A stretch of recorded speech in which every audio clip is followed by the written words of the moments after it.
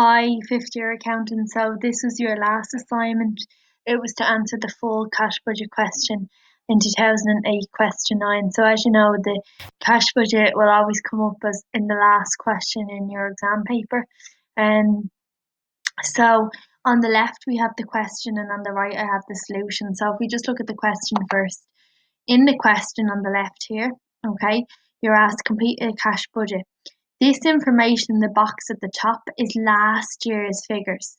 Okay, so you're asked to, this is last year's figures, okay, from Jack Manning's company, okay.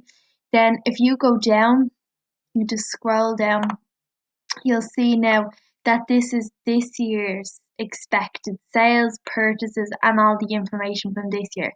So up the top, the two boxes up there are last year's information from the company, and this is this year. So you're making a cash budget for this year.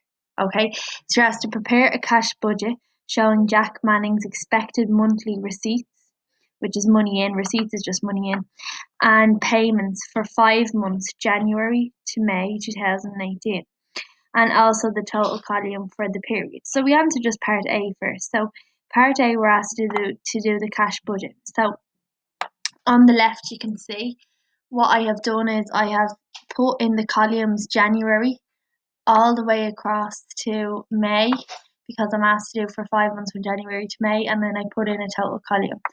Okay, now, so I can write these down as I go along, okay? Or else I can write them in if I want to. So the first thing is receipts, which is money in. So debtors is sales. We can call this sales as well if you want to, okay? Because it's the same. So you can call this sales if you want. So the sales, let's read through the question. So all sales are on credit and are paid for 1 month after sale. Okay, all purchases are on credit and are paid for 1 month after they are purchased. Okay, except 28,000 cash in April. Okay, continue on. Jack rents the premises for 42,000 per year, payable monthly. Equipment will be bought in January for 6,000. Wages per month will be 16,400, and closing stock on the 31st of the 5th, 2018 is expected to be 29,100. And then net profit for 5 months is expected to be 51,000. Okay, so we have all the information. What we can do from the information is, if we didn't have the figures there, so we just have our months all wrote in, what we can do is we can actually just fill in the headings. So we know money in is the first heading. We've sales, because sales is here. Total sales or total receipts. Then payments. Okay, we've purchases is the next heading. You can use your bullet points. Purchases. Next heading we have, you can put in rent. Then equipment goes in there. Wages will go in payments. And then our closing stock, we don't need to put that in here. Because that will go into the balance sheet, and then the expected net profit.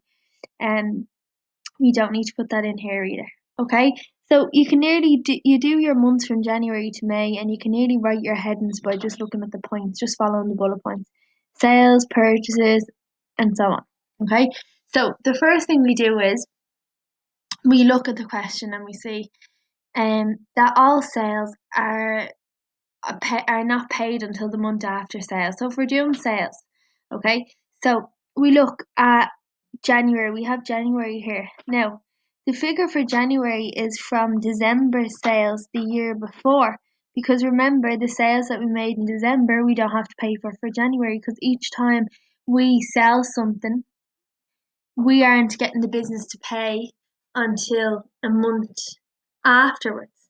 So for January, we can't use this figure, okay, because that's the sales we made in January. So they wouldn't be paying us for January for the sales we made in January. Okay, they'd pay us a month afterwards. So the figure we look at is up here.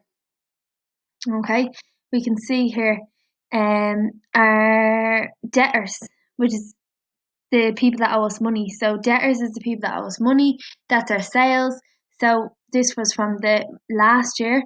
So the money that was left over from last year that they owed us money was 82,100. So that goes in